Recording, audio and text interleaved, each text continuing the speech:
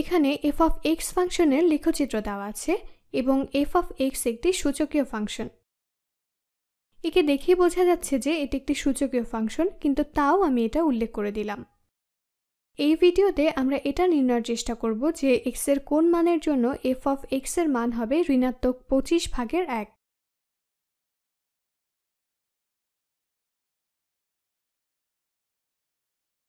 আমরা এটা আন্দাজেই নির্ণয়ের চেষ্টা করতে পারি, কিন্তু ঋণাত্মক 25/1 হলো ঠিক x অক্ষের নিচে এখানে, তাই চোখের আন্দাজে এটা নির্ণয় করা খুবই কঠিন। এর মান কত তা চোখের আন্দাজে নির্ণয় করা সম্ভব নয়। এটি 3 হতে পারে বা এটি 4ও হতে পারে, তাই আমি এটাকে সঠিকভাবে নির্ণয় করতে চাই। তাহলে আমরা যদি এখানে উল্লেখিত তথ্য থেকে f of x এর জন্য একটি রাশি নির্ণয় করতে পারি, তা থেকে আমরা x এর মান নির্ণয় করতে পারব। তাহলে সেটা করা যাক। আচ্ছা, যেহেতু f of x একটি সূচকীয় ফাংশন, আমরা জানি এর রূপ হবে f of x সমান প্রারম্ভিক মান a গুণ সাধারণ অনুপাত r এর সূচক x।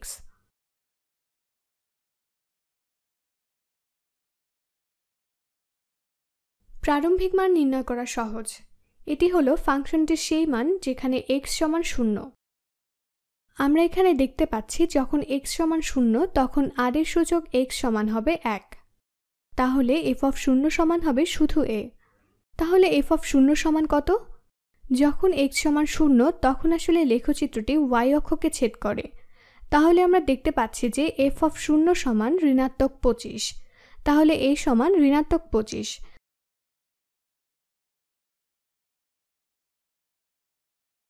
যখন x সমান 0 তখন r এর সূচক x সমান 1। তাহলে f of 0 সমান ঋণাত্মক 25। এখানে সেটা দেখতে পাচ্ছি আমরা। এখন আমরা সাধারণ অনুপাতকে বেশ কয়েকটি উপায়ে নির্ণয় করতে পারি। সাধারণ অনুপাত অর্থ হলো দুটি ক্রমিক মানের অনুপাত। এর অর্থ কি? আমরা একে f of 1 এবং f of 0 এর মধ্যে অনুপাত হিসেবে দেখতে পারি। এটাই সাধারণ অনুপাত। অথবা এটা f of 2 এবং f of 1 এর অনুপাতও হতে পারে। আচ্ছা, আমরা জানি যে f of 0 সমান ঋণাত্মক 25 এবং আমরা জানি f of 1 বা যখন x সমান 1 তখন f of 1 সমান হলো ঋণাত্মক 5।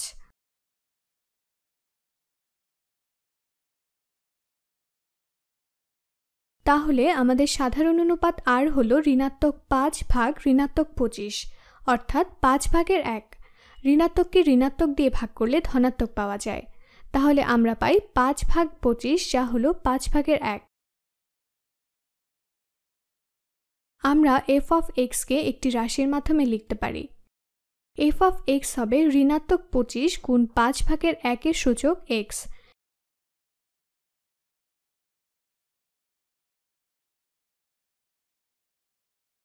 এখন প্রশ্নে ফিরে যাই, এটা কখন ঋণাত্মক 25/1 এর সমান হবে? আচ্ছা, এদেরকে সমান ধরি এবং দেখি x এর কোন মানের জন্য এই রাশিটি ঋণাত্মক 25/1 এর সমান হবে।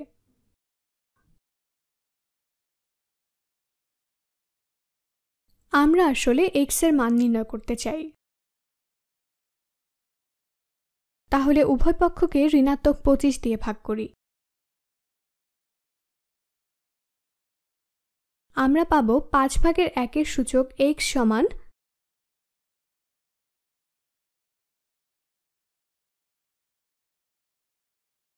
উভয় পক্ষকে ঋণাত্মক 25 দিয়ে ভাগ করলে এই ঋণাত্মক 25 কাটাকাটি হয়ে যাবে এবং ডান পক্ষে থাকবে ঋণাত্মক ঋণাত্মকে ধনাত্মক হবে। তাহলে 625/1।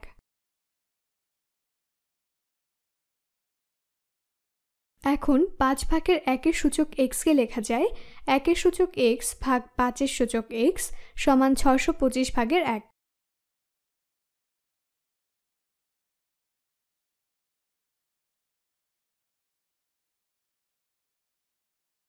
এখন 1 এর সূচক x সমান হবে শুধু 1। এখানে x এর মান কত তা কোনো বিষয় নয়।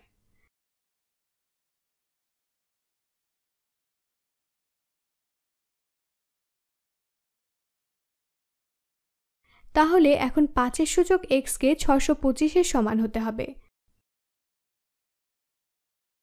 আমি এটা এখানে লিখি।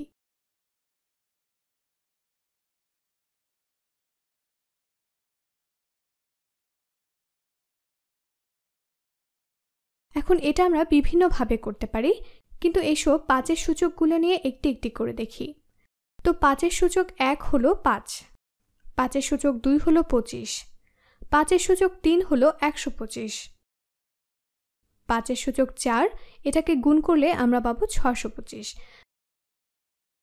তাহলে x সমান হবে 4, কারণ 5-এর সূচক 4 হলো 625। তাহলে এখন আমরা বলতে পারি f(4) সমান ঋণাত্মক 25 ভাগের 1 ভাগ।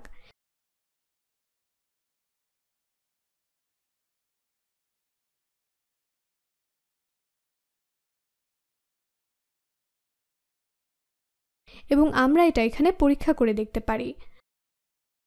5 ভাগের 1-এর সূচক 4 সমান হলো 625 ভাগের 1।